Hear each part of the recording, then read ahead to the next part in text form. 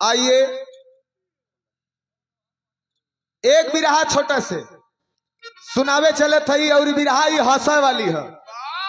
इत्मीनान से लालू भैया अब आराम से एक बैठ के एक बिरहा सुन ला। जवन गयल तवन गयल, नसीब में रही तो मिली और ना नसीब में रही तो कोई दिक्कत ना है। जो भाग में रहेगा वो भाग के आएगा और जो भाग में नहीं रहेगा वो आके भी भाग जाएगा, है ना। दा भैया देखा दूसर की पारी का पहली बोहनी है।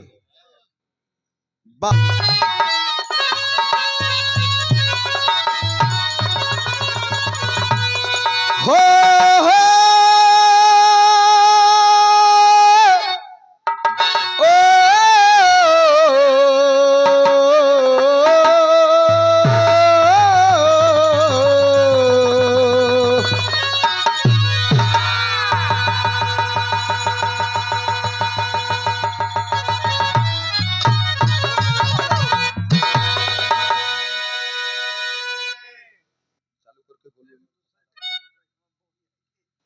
कैमरा चालू हो ओ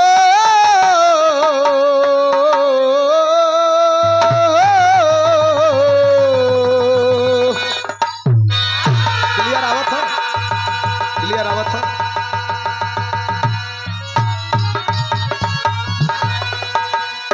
अरे ठगुआ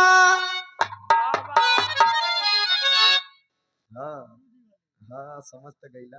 ऐसे क्या और रुच के देखा गोली बोलू, ऐसे और रुच के दा सही आवत है। आवा अरे ठगुआ रहल बुद्धि के ही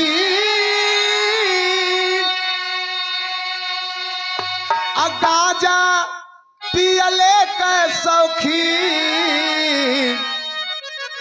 19 वर्ष उमरिया पढ़ता कक्षा 4।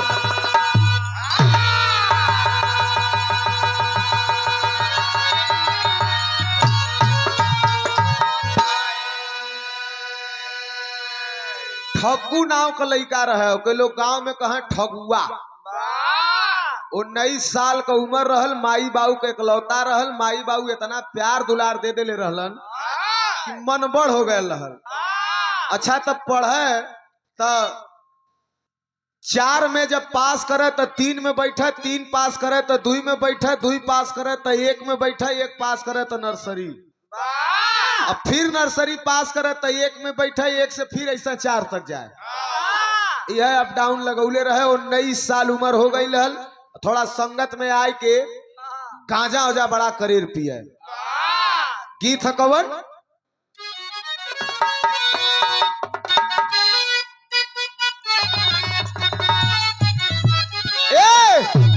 अरे चादवा, अरे चादवा चदनिया से प्यार मंगेला, बेकरार मंगेला, हो उधार मांग लो। अंगनैया में निबुला अनार मांगला, बुलाया नार मांगे।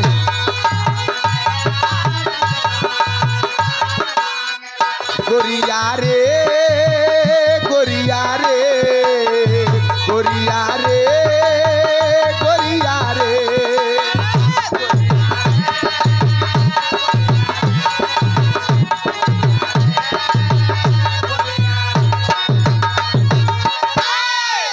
हम अरे तक के तनो कुतियन के दोनों। अच्छा तक कुकुरे के पकड़ला और खूब ओके बढ़िया महकौआ साबुन से चालू रह दिया, खूब ओके बढ़िया महकौआ साबुन से नहवा दा, सेंट मार दा, लेकिन वो मौका पाई तो कहाँ जाई, बतावत है। अरे के तनो कुतियन के दोनों अरे पेन्हाई जाई ना, खूब सजाई जाई ना, अरे खूब बनाई जोइलू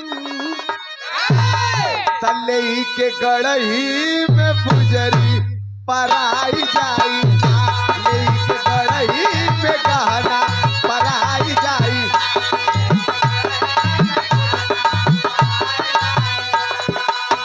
कभी उचार में से 3 में पढ़न लागे पूछे सवाल मास्टर साहब तब लड़न लागे। एक दिन मास्टर साहब प्रश्न किए हंस करके 4 या 4 जोड़ा बोलल ठगुआ कस करके। क्लास में बैठल है कुल लड़का छोटा छोटा हुआ और सच्चे पाड़ा नियर वही में बैठल है। मास्टर साहब कहला बच्चों एक ठे सवाल है के बताई। वही में बैठल है हाथ उठौलस कहला जी हम। कहला ठीक है खड़ा हो बताओ 4 4 जोड़ल जाई तो कितना हुई। तब वो कहे 4 हम ना जानी या 4 के खायल जाला 4 हम ना जानी या 4 के खायल जाला। कहे मास्टर की करे बुद्धि में लगल ताला। कलश गुरुजी 4 हम ना जानीला हाँ घरवा बाबू अचार देवल वही के खाईला वही के कह दिए का भाई। मास्टर कहला कि सरवा एकदम बुद्धि का भसुरे है का। ए तब 4 हम ना जानी या 4 के खायल जाला। कहे मास्टर की करे बुद्धि में लगल ताला। कहे मुंशी जी 4 4 जब जोड़ल जाई कहे ठगुआ की डहरी में इनके तोड़ल जाई। हुए खफा तब मास्टर साहब नाम काट दिए हुए खफा तब मास्टर साहब नाम काट दिए। रोवे ठगुआ हमें स्कूल वाले छाट दिए।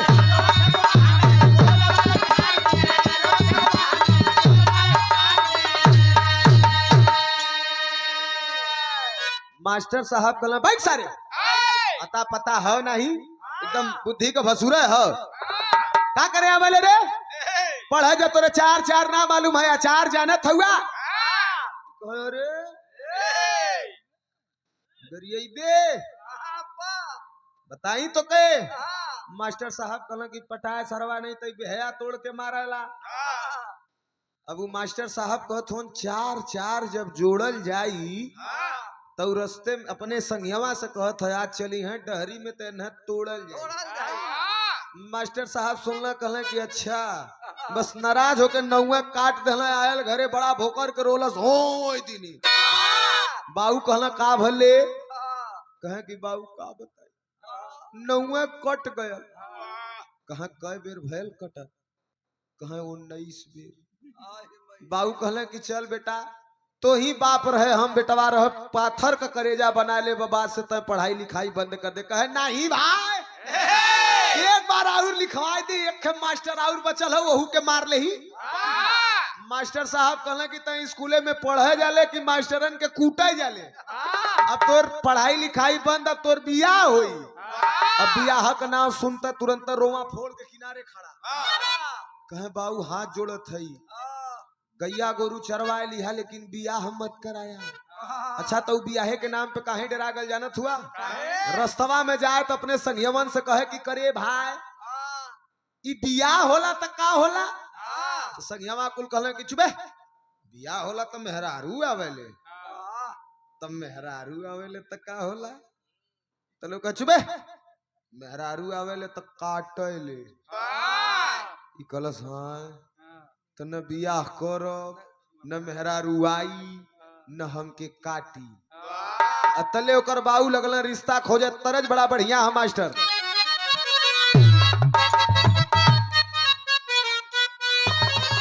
ऐसे और लेला ए अरे तकवने की रात दुखदाई रे। एक कौनो ड्राइवर मरद के मेहरारू मिल गई लहल वही शिकायत करत रहल कि हमार सैया जवन हुआ गौना वाले दिने का कहले एकदम का कहे कि अरे कवने की रात दुखदाई रे अरे कवने की रात दुखदाई रे पिया हिलहू ना देला कवने की रात दुखदाई रे पिया हिलहू ना देला।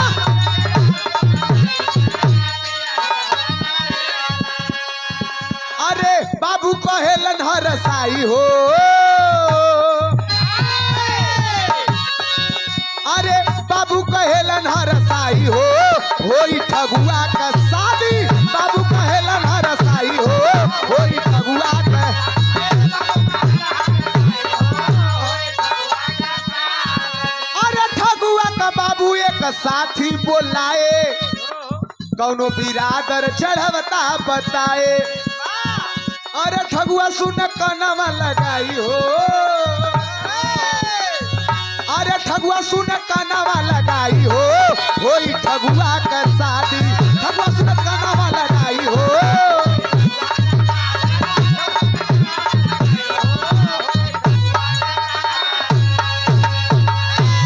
जैसे लोग ना कहला बिरादरी में कौनो बिरादर उरादर चढ़ावा यार बियाह कर दे लइकवा का लइकवा सयान हो गल है वैसे ही ठगुआ का बाऊ अपने संगी से कहला यार बिरादर चढ़ौता ठगुआ का बियाह कर जात।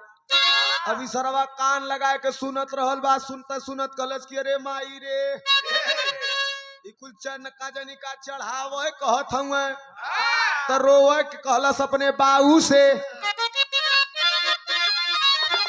आय हाय देखा बुल्लू गुरु का स्टाइल है कहे कि अरे मुररू बुढ़ऊ समझ में आवत है ओके ना कलिया हां रोज पूजा में समझाओ जवानी है समझा के दाढ़ी ला अजन बा बुल्लू गुरु का है कि अरे मुररू सवारी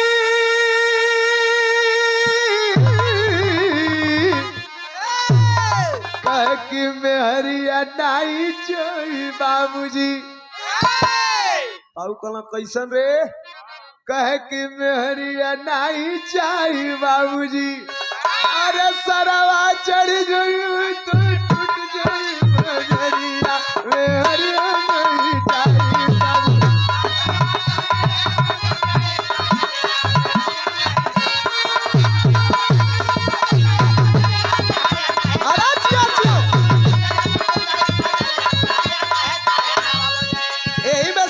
बुल्लू गुरु का है जागा जागा भोले बाबा भगवती माई अरे जीव मत डो रे गुजरिया अरे हम ही तो गोरी तोरी गजरे हुरिया। अरे आग लागो हमारी महलिया में हम गनी बोला आग लागो हमारी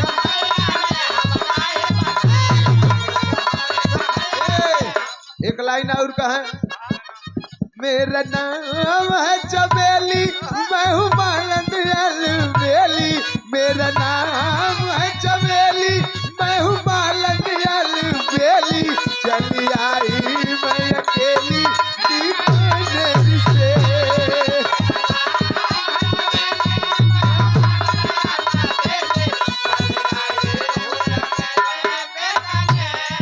अरे दुनिया का मेला मेले में लड़की अकेली सन्नो ना मुस्का दुनिया का मेला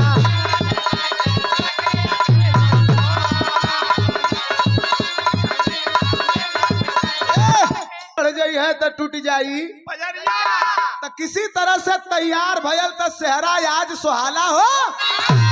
अब बैठ के टोली में ठगुआ तब भी हम ससुराल में जाला हो परियाई गोजी के हुरा गल्ला गोजी के हुरा दिखाई के जबरदस्ती ओके दुल्हा बनावल गया। अब बारात चले लगल तो वही में लगल बाजा बजे धो धो धो धो धो धो धो धो भाई पका भाई पका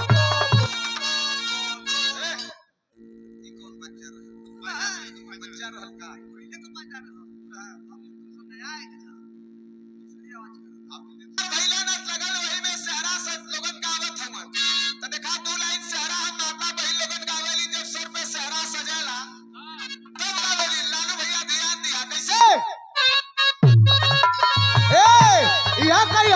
कि अरे के करी बसिया कहा अरे कवन दुलरू बियाहना आ छूट गईल खोई छा छा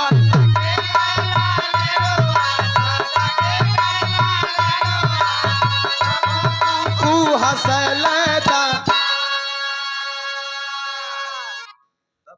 जीजा हूं तो ऐसा करेलिन और वही में जब भौजाई आवेलिन तो हमरो बियाहे में हमार भौजाई एक ठे रहल हर बतिया में कूद दही में अंगुरी कोच के लगा देलस गाले पे तू गौले रहलिन कि ससुररिया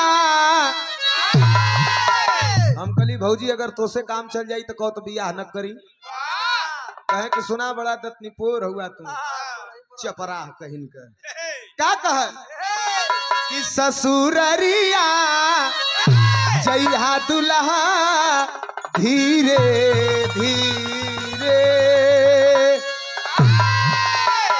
अब बारात जब पहुंच जाई तो सास पर छलिन तक आवेलिन कि अरे छोटी मुँह की घर की दुआरी लमहर दामाद हो छोटी मुँह की घर की दुआरी लमहर दामाद हो तनिए निहुराए दुल्हा तनिए निहुराए दुल्हा पर छबली लार हो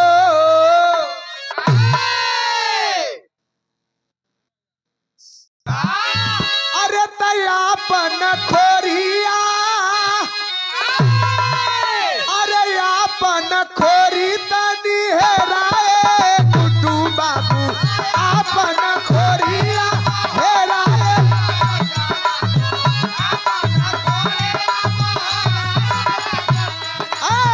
आपन खोरिया हेराए गुड्डू बाबू आई गईला दूल्हा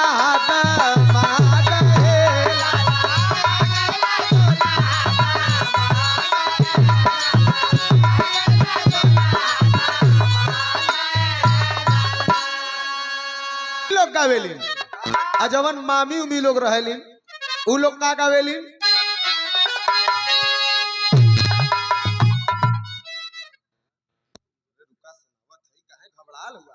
मामी लोगन गावेलिन कि अरे मांगर मांगर के पूजा मांगर मांगर मांगर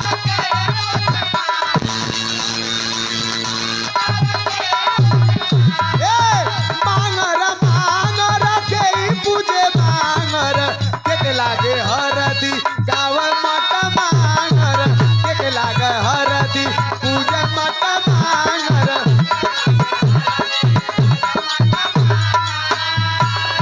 ई कहां गई नहीं ड्राइवर साहब कहां गायब कर देला लोगन दुई पूरी बेसी खवाला तो लोगन देखा गाड़ी का गावेलिन कि खतयाई गयो अरे खतयाई गयो शहर बनारस से खतयाई गयो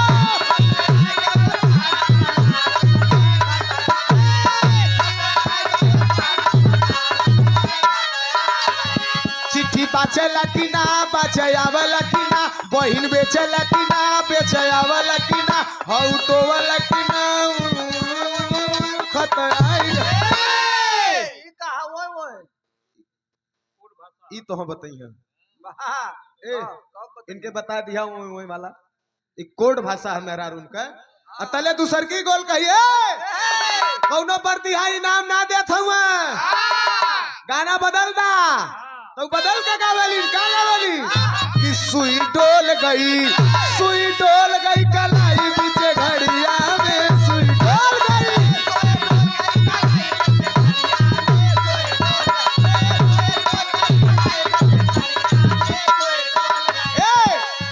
कुछ आज मारेगा कुछ काल मारेगा कुछ दिया देवारी के बाद मारेगा रे सुई ढोल यह कुल अपन गीत गौ नहीं होत हर जवन है ससुराल में पहुंचल है ठगुआ और जब ससुराल में पहुंचल ठगुआ तो देखा वहां का गीत कितना बढ़िया है एक बेलवैया कहल जाला बेलवैया का होला बाबू? बेलवैया मर्दवा एक ठे धुन है बेलवैया। बाप रे तड़का से टीम लगी तो गड़बड़ा जाई। 20 तारीख के बाद 21 तारीख से लग जाई तोहरे नाम के प के जगह प लग जाई। घबरा मत। गड़बड़ा हो जाई। बेलवैया वाह प कैसे गावलन ए कि तोरे नैना कटार मटर साहब तनी से बढ़ जा।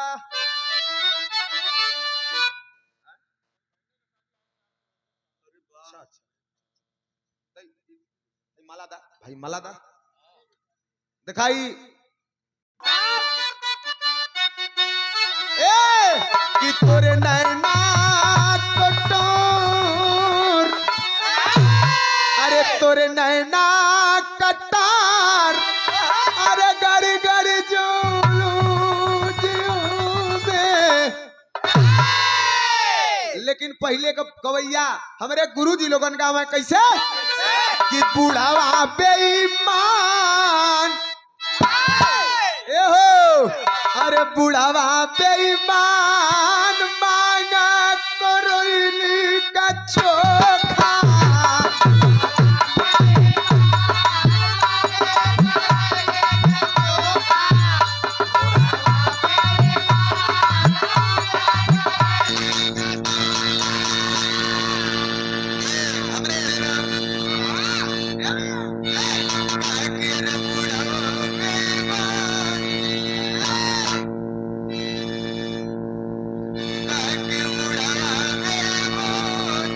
अरे मांग करैली कुछ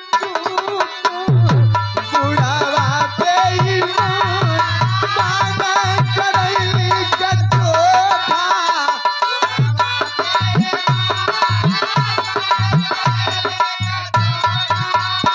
लेकिन ठगुआ पहुंचल है अपने ससुराल में तब पहुंचल ससुराल। देखा और लुंगी उंगी बढ़िया से बांधला भैया। सयान कन्या बैठल हिन मंच पे गब्दिनी अंडरवियर खोल देला है तो कहा कि हम ही बार देखत रही है खोल के हवा ले तू ससुराल। अरे पहुंचल ससुराल गाँव सखिया सब गारी।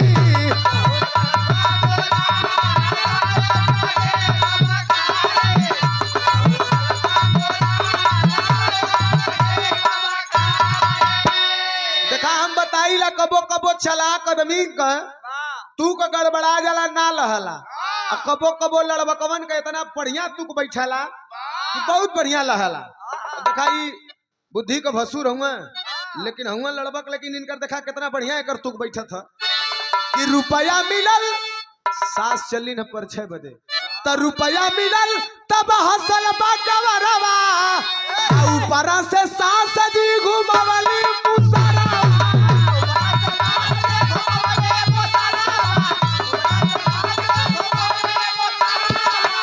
कहे अखिया निसार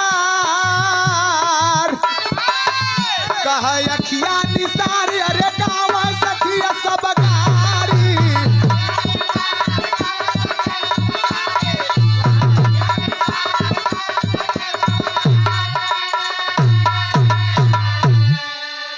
चली न सास जब परछन करे तो रुपया जवन मिलल वो इलास्टिक वाला पैंट पहनले रहे पहले जमाने वाली तो जेबा उबा रहल नहीं पैसा पौलस गप दे ही में इसे मोड़ लेलस इलास्टिकिए में मोड़ के धय लेलस आ सास जब घुमौली न मूसर कपारे पे तले कहे हाँ कपार फोड़बू का कपार फोड़ देबू का तले सास कलिन की हे बाबू बड़ा मजाकिया लगत है। तबले आ गईली दुल्हा का सरहज वो जवन है कि चौचक दही पोतली न गाल में जब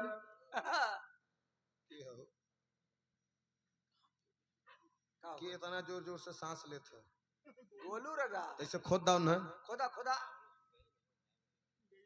अरे मतलब उठा आनी आ गई नहीं वो तो चलत था लेकिन जो तोहार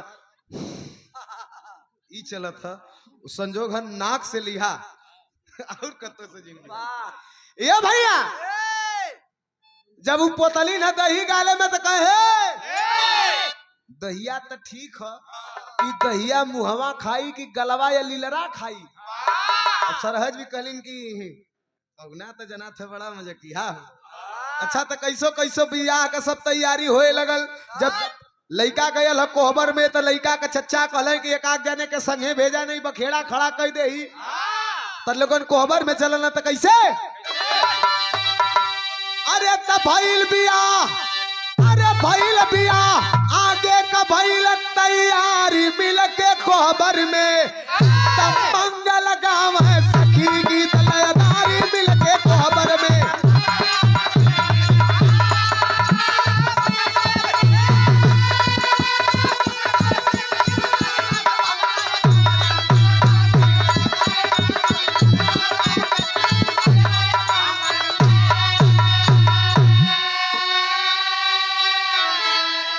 मेहरारू कुल अपने मन का मंगल गीत गावत हईन। द्वार चार होत है जब लड़का कोहबर में गयल तो मन देखा लड़की के सखी सले हर मजाक करेलिन।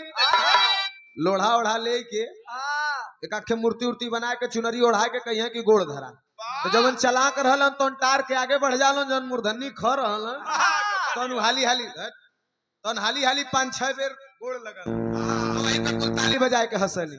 एकर देखा कितना बढ़िया दुख बैठा था तो कहा कि अरे लोढ़ा रखल सही एक सखी अरे पाव पूजा हर सही है हो ठगुआ धैल सब पाकिट में ई हमारे घरे पूजई है हो अगर न पूजा हो इनकर तो चटनी रोज पिसई है।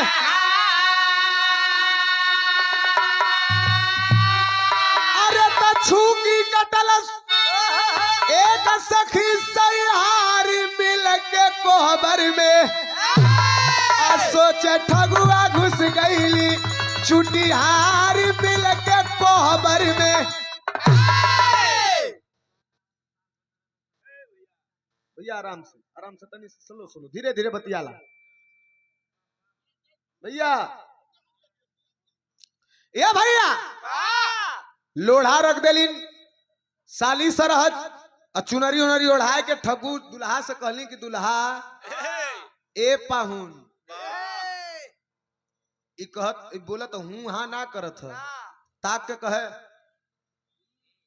बड़ा झटका में चला गुलुआ में तेन जनुहा है चला ना वैसे करे उकुल कहे पाहुन तो कहे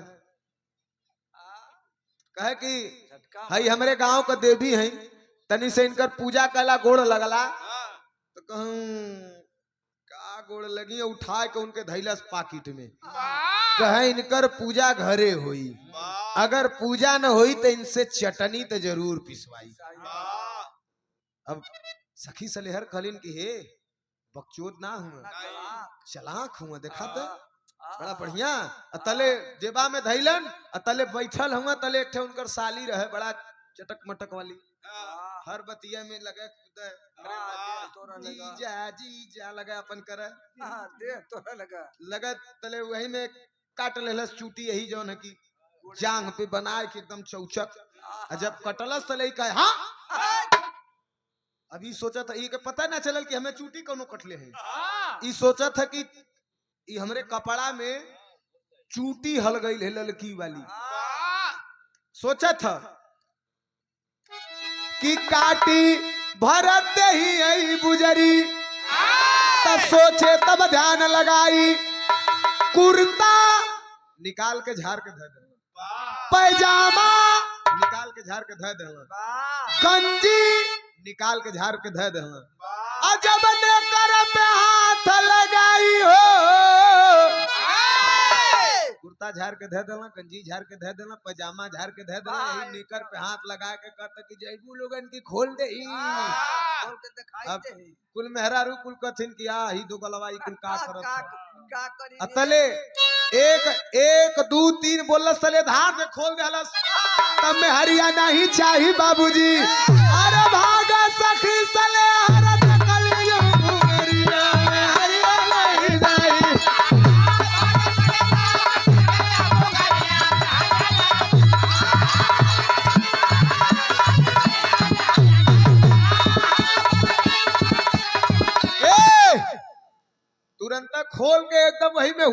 नियर खड़ा हो गयल। अब जवन जी हरा भगली तवन तेहरा भगली करे माई रे माई। तो गलवा सच्चो एकदम मूर्धनी खहकारे। ए भैया जब वही में सास बैठल ललीन, सास कहलीन कि देखा प्यार से इनके समझावे के हुई। तब अरे सास सरहा जसमा जाव ठगुआ के अगढ़ू बन के रहाई त बाटे ससुराल।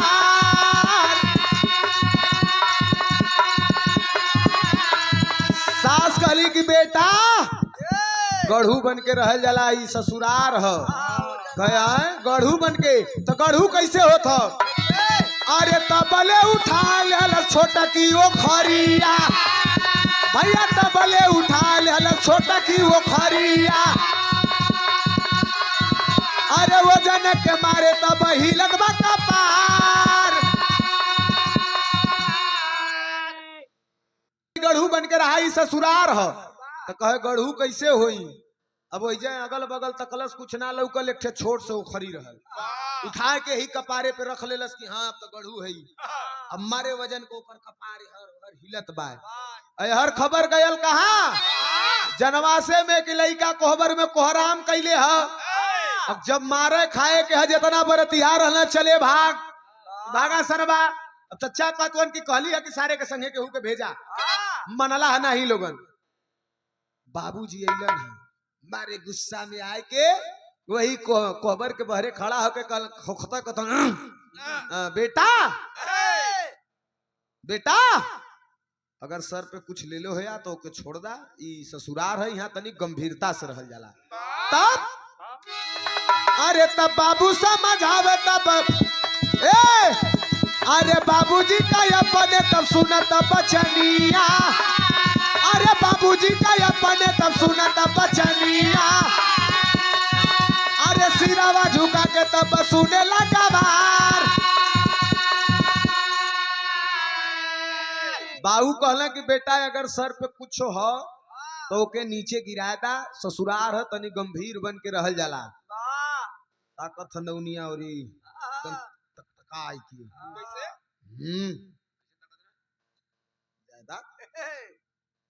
भाऊ का कहत हुआ तले 1 2 3 कह के तले धार दे छोड़ देलस। गिरल 3 4 मेहरारून के गोड़े पे लगली काय काय काय हिमाई। ई तो गलवा बियाह करे आयल है कि मुआवे आयल है जला। तब लगल मेहरारू लगली वही में चिल्लाए। आई अपन बाबूजी कहला कि सिर झुकाए के रहल जाला।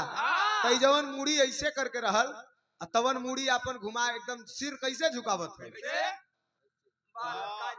एकदम मुड़ी नीचे कर लेला, एकदम नीचे मुड़ी हो ऐसे कोनो घींचे तो ऐसे चलो।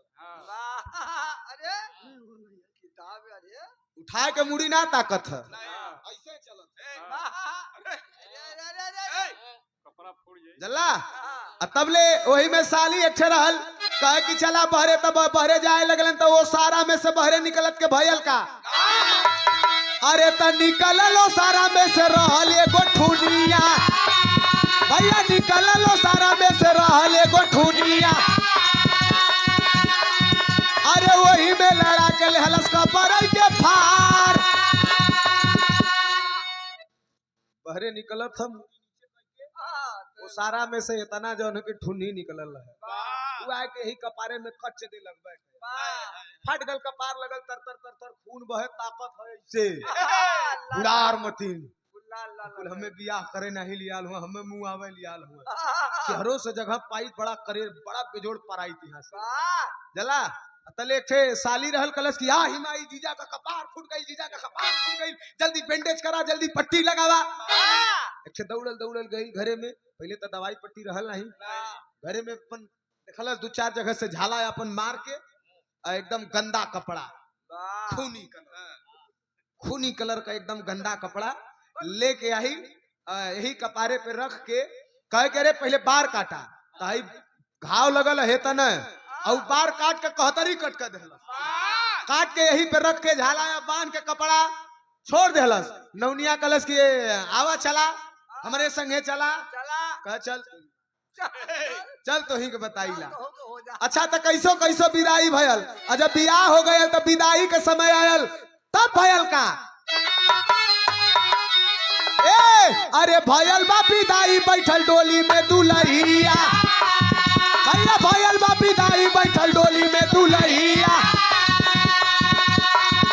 अरे डोलिया में बैठा खातिर ठगुआ कैले सब मार।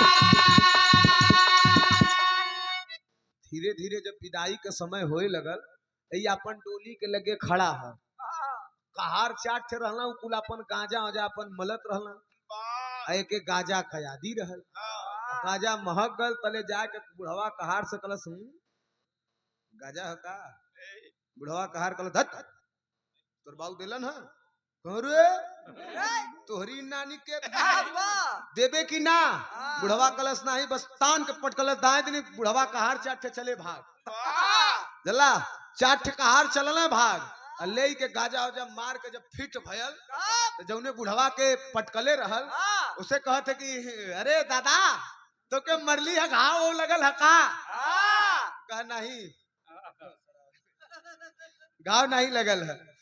ए भैया धीरे धीरे विदाई के समय आयल है, दुल्ही जब जाए के डोली में बैठल तले हो अपन कॉलर टाइट कैलस के यही डोली में आयल है हमहू बैठब, लगल तरियाए आदमी मनावत होन मनही के ना तैयार है तले संगवा जाए के कलश के रे पागल हुए यही में दुल्हिया काटी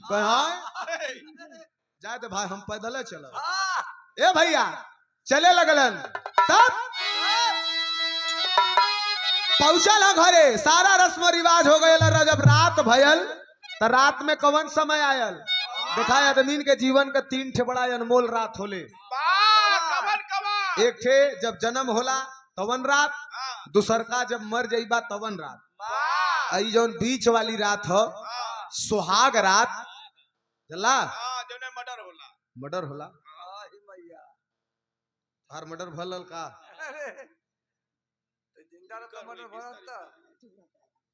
ए भैया सुहाग रात वाला जब समय आयल है तब धीरे धीरे आ गई सुहाग वाली रतिया, अरे कैली भौजाइयों के घर में मजार,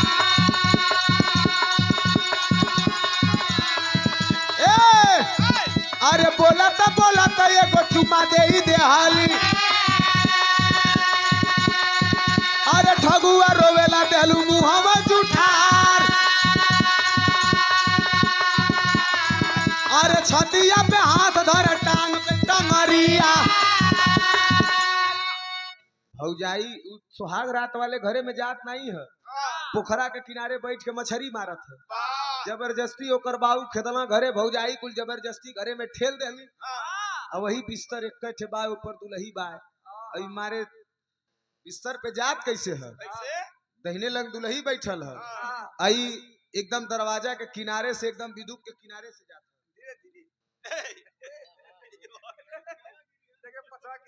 जल्ला एकदम किनारे किनारे ऐसे ऐसे जाता छुआ न आए के जब बिस्तर पे बैठल दुलही उठ के अपन सोचलस गोड़ धरे ही, अब दुलही अपन उठ के आइल जैसे ही गोड़ धैलस तले कथा कहे का भल नहीं नहीं कुछो नहीं तू अपन उहर बैठा हमें हर रह दा। अच्छा तो धीरे धीरे बैठल बैठल वही पे एक लोटल है, धीरे धीरे दुलही भी लोटल है, धीरे धीरे जब भोर होए लगल दुलहिया कहत कि कुछ हो खाली एकदम बंगड़े बेलना यहू कह हाँ समझ में नहीं आवत है। ए भैया बड़ा परेशान कलश की तनी हम ही चेक करी अब करे तनी तनी नींद लगत है, तो यही हाथे यही छाती पे फेंकलस हाथ, जो हाथ फेंकलस त्यों झाड़ देलस, दुलही जब तई से सटा तो अपने और किनारे होए, फिर दुलही सटे तो फिर और किनारे होए, एकदम एकदम एकदम मुरेरी पे आ गए है। अब एकरे आगे बढ़ी तो गिर जाई, अब न वहरे जात बनत न हरे जात बनत, अब मुड़ी अपन ऐसे कैले है, दुलही जो हर सटे ते वैसे होए, ओकरे ओरी ताका ऐसे ताका ऐसे सुतला सुतल ऐसे ताका। अब धीरे धीरे दुलही ओकरे छाती पे जब हाथ फेंकलस और गोड़े पे जब गोड़ फेंकलस तले तो चिल्लास आ ही रे तेरे चला चुप फालतू में का चिल्लात हुआ चुप मार कर रहा कहा अच्छा ना बोला शांति से है अब बोलता है बतियावत हाँ तो अपन सोहरावत गई वाह पेटे पे ले हाँ पेटे के नीचे धीरे धीरे रेशम कल पहुंचल और जब रेशम कल पहुंचल है तो ता बोलत एक ठे मुहे में चुम्मा चुम्मा दे देहलस हाँ असल यही लगल भोकर भोकर रोवे हमार मुंह जुठार दे तू हर सुता हम बिहाने बाऊ से कहो हाँ कगर सुते के कह का कहबा कह का बताई का कह हमारे हाथ ले जाके तुम चला कह कि हमार अपने हाथ अब मेहरारू जब छुए लगल तब वही घरे में चिल्लायल है कैसे अब ओकर बर्दाश्त के बहरे हो तब चिल्ला थका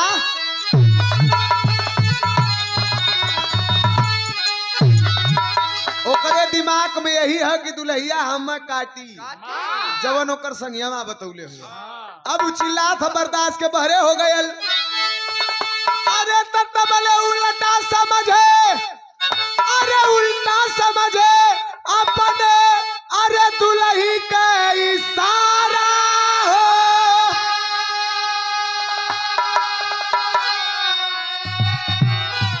अरे चिल्लायल बैठा गुआ तबड़ी हाँ बड़का दादा हो चिल्लायल बा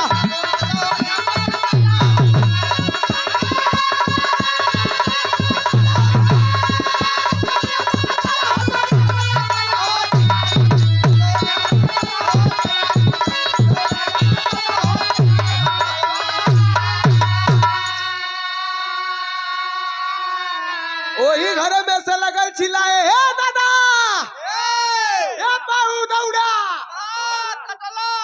घरे कदमी जो है कि घबरा गिले कि सरवा रतिया में का हो गले नहन के दौड़ के आए के दरवाजा के लगे खड़ा भइलन गद्दे दरवाजा खोल के अपने बहरे हो गए दुल्ही आके खड़ा बा घूंघट काट के ऐसे बाबू कहे कि यहाँ खड़ा रह तो कह नहीं ऐसे ठीक कह यहाँ खड़ा हो कह नहीं ऐसे ठीक है कह का बात है तब कह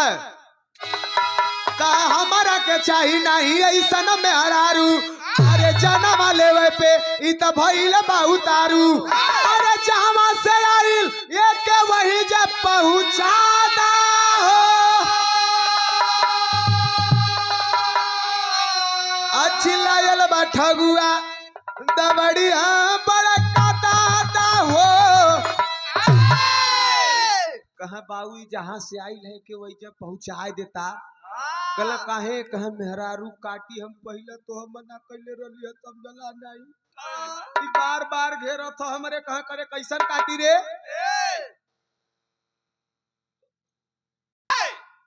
बाबू कहला कैसन काटे कटवावे का बात करत हुए रे समझली ना कहा कि देखा हमें पता है कि मेहरारू आवेले त काटले यही से हम कहतली कि बियाह न करब न मेहरारू आई न काटी जबरदस्ती बियाह करा देला अभी हमार घरे में जान लेवे के उतारू है यहाँ हाथ लगावत है यहाँ बाबू कहला कि सारे कुल गुप्त बात है कहाँ हाथ लगावत है ओके रह दे कहा नहीं बाबू ऐसे ऐसे सोहरावत जात है यहाँ तक एकदम रेशम कटरा के लगे पहुंच गई जला तब बाबू कहला कि तोरे तोके के बतौले है कि हम स्कूल आवाज आतली तो हमार संग यवा नहीं बतावे का तब बाबू लगला खोजा उन्हन के संगीन के पकड़ पकड़ के लिए ना चप्पल चप्पल मारत तोरी तू लोगन के वजह से घर कहा करे सारे सटब मेहरारू से बना के न रहबे तो वंश बरखा कैसे चली कह बरखा बरसात में करेबे कि यही समय करेबे करे बाबू ये बाबू तब बाबू बुलाए को करे संगीन के लिए तो संज्ञावा कुल समझावे लगलन भाग सारे एकदम चूतिया हुए का हट हमें ज्यादा कहा बड़का बाबू हम जाते समार का जब मारत थप्पड़े से जने के बियाह भला तौने के जाए देबे कि तय कहे जाइबे कहे नहीं हम कहली कि हमार मित्र कमजोर पड़त त हम ही संभार दे मुल भैया चिंता मत करा तुम कमजोर पड़बा तो हम तैयार है जला तुम कमजोर पड़बा हाँ, हम तैयार है वाह, आवा अरे तब बाबू बोलवाए आए ठगुआ का सब यार हो आ समझावे अरे समझावे बुझावे पे हंसत बा ठट्ठा मार हो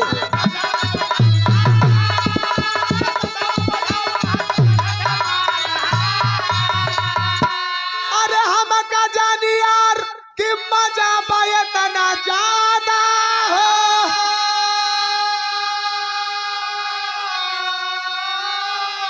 अरे चिल्लायल बा ठगुआ तवरिया बड़का दादा हो चिल्लायल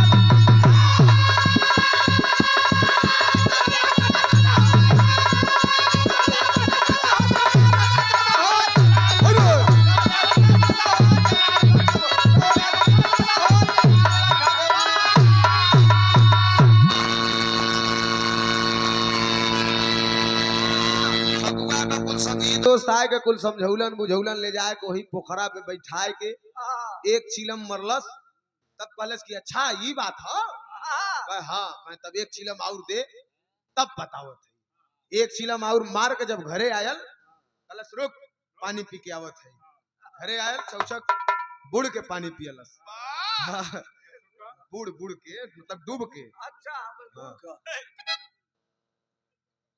एकदम गुड़ का जमात, डूब के पानी पी के ओकरे बाद गल तो कलश के अरे मर्दे हाँ, पहले काहे नहीं बतौला सोने मन तो बड़ा मजा मिलत था हाँ, अब वो दिन भर में कहीं, कत्तो रहे हाँ, दिन भर में वो कम से कम कहीं बेरी, 6-7 बेर घरे चल जाए पानी पिए वाह, बस बस पानी पी के आवत है हमें लगा का बल्टी पानी वो दिन भर में पी जात रहल वाह, जला ओकर संगवा कहला के करे सारे कितना पानी पिए ले कचुबे पानी पिए जाइला वही में पार्ले जी मिल जाला पार्ले जी खा लेला चाय पी लेला हाँ, कहा नहीं हम जाना थी कौन चाय पानी करत हुए हाँ हमें लगा था कि दूसरे का तो साल भर के होला तोरे रियाज के हिसाब से लगा था कि 27 हुई वाह, ओके मत नहीं किया वा वो पुराना हो, आवा तो देखा ऐसन ऐसन आदमी भी हुआ नहीं बिरहा आप लोगन के हंसा बदे सुनौली है केहू जाने एक सीरियस लेके मत बैठ जाया वाह, अगर केहू से तनी मनी कहानी मैच भी कैले हुई वाह, तो अपने पे लोगन मत लिहा ये हंसे बदे बिरहा गौली है ये हंसे वाला काल्पनिक कहानी है नहीं तो आजकल कहू जमाना है कि लड़का सारे कुछ जनाला के पेटवे में से सीख के आयल हुआ उन्हन के पता है कि कवन परी आके छोड़ के गए हैं उनके पता है अगर कहबा कि पहले का लड़का पूछा है कि मम्मी मैं कैसे पैदा हुआ तो माई बतावे कि एक आसमान से परी आती थी मेरे गोद में छोड़ के चली जाती थी वाह, आजकल के लड़कन के ना बतावे के है हाँ कुल सब जानत हो हमरे मोहल्ले के खेलैका है वो अपने बाबू से पूछलस कि कहो बाबू हम कैसे पैदा भइली ओकर बाबू कहलन कि आसमान से अइलन एक ठे परी और तोहरे माई के गोद में रख के तोहके चल गिला कहे आए तई मेहरारू वाला इस सट्टा सटावे वाला काम खत्म का निकाल के बाबू चप्पल टूटे तक मरलन तड़ा तड़ कहलन कहाँ सीखले कहे मोबाइल मोबाइल बहुत घातक चीज है वाह, छोटा बच्चन के कोशिश करे छोटा बच्चन के जितना हो सके कोशिश करे कि मोबाइल से बचावे मोबाइल से बचावे बहुत दूरी रखा हमारे के हने छोटे से भाई 3 साल का भयल है वही 2 मई के ओहू घरे जाए तो कहीं पापा फ्री फायर उनके फ्री फायर से का होला तो कहीं मजा आवेला हाँ, और न समझ में आए तो कहीं पापा टाम टकिम टाम बिल्ला हाँ, खाली मोबाइल के देन है मोबाइल जनरेशन के बहुत तीव्रता से खराब करत है और मोबाइल में वो चीज आदमी अपने से बचाई कि बच्चा हमार संगत में गलत संगत में न बिगड़े गलत संगत में न जाए गलत आदत न सीखे लेकिन वो मोबाइलिया में रील स्क्रॉल करत हो मन सब देखत बा अब वही हर बीच एक नया ऐड चलल है लड़की के जौन है कि दिखावत है यहाँ ले अगर आपका थाई इतना में है तो ये चपकाइए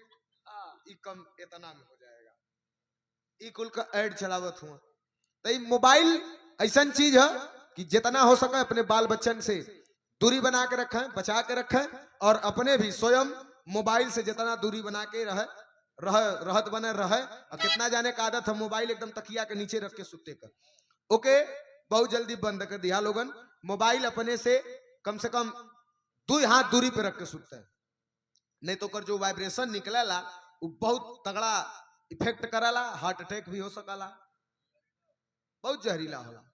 हम तो बहुत दूरे तक के सुतीला, हमें जिंदगी के बड़ी मोह भैया। हम तो सोचे थे भाई मेहरारू का तो हम अकेले है सब होला।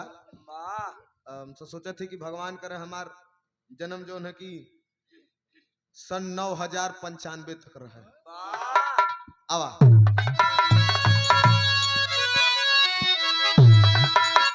गुरु बिहारी गुरु गणेश गुरु रामलाल गुणकारी, कथन करे चंद्रिका कवि बच्चन जी बने पुजारी।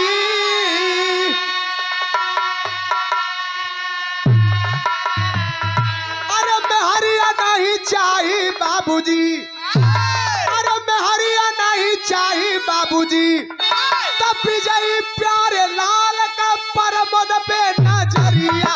मेहरिया नहीं चाहिए बाबू,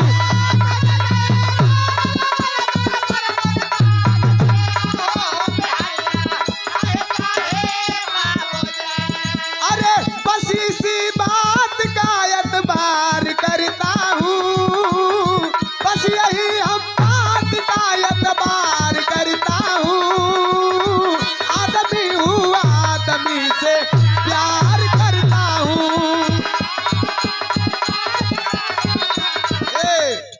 ये आदरणीय हमारे,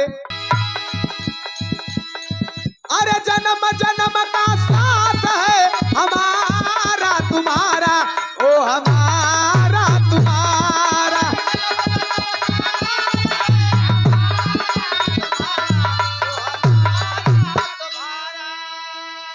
बहुत बहुत धन्यवाद।